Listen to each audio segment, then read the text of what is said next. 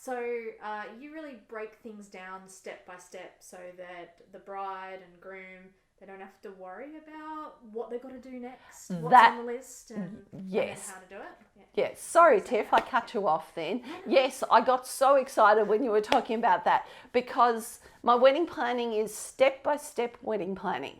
So therefore, enabling you to understand the next step. Because you don't have to follow it rigidly, but you've got to follow it generally in order so that you move through to get the most important things out of the way first. Like deciding on a day. What happens if you're deciding on this day, but everybody's coming from interstate or overseas? Well, you've got to make sure that it doesn't clash with other days. If you've got a very, very significant holiday like, Christmas, because that's everybody understands Christmas, you should not get married on Christmas if Grandmama won't be there because it's not what she wants to do. So to her, that is really, really important because that is a sacred day for her. I'm not going to go into any of the religions and groups and stuff like that. They all have their certain days that they want to avoid because they're very important to them personally. So that's one thing you've got to consider when you choose a date. And another thing when you're choosing a date is, like, if they're traveling from a long distance away, does a plane turn up to you at the right time? What happens if there's all these sorts of things, but we go through all those processes of how to determine your date, and then we move on.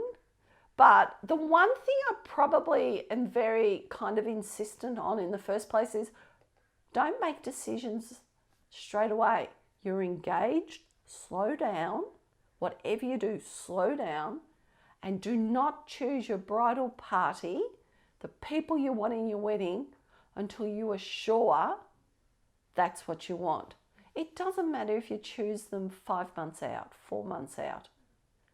That's okay. But then again, this is also coming back to your dream. Everything is okay.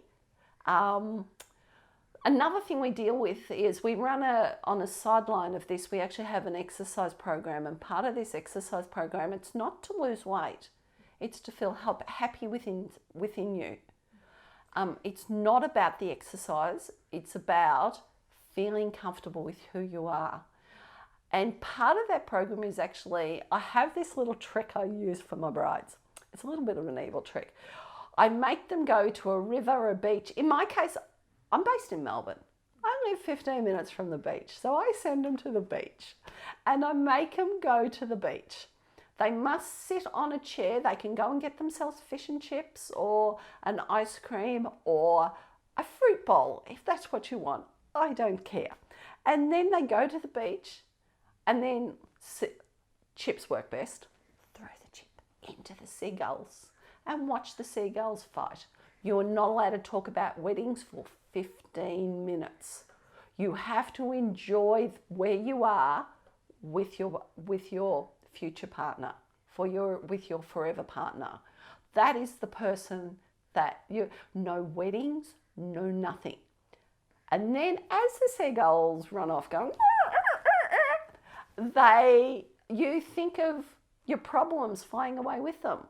And you just sit there. Many of my brides have come back to me, more my brides than the male side of it, because the brides will admit, and the males don't want to admit, they go, we sat there for 2 hours. For 2 hours, we talked about no weddings. And then when we got back to wedding planning, it was so much easier just to do this little bit of release, escapism. So, but that's a little bit. They're just a few tricks I have in my wedding planning course.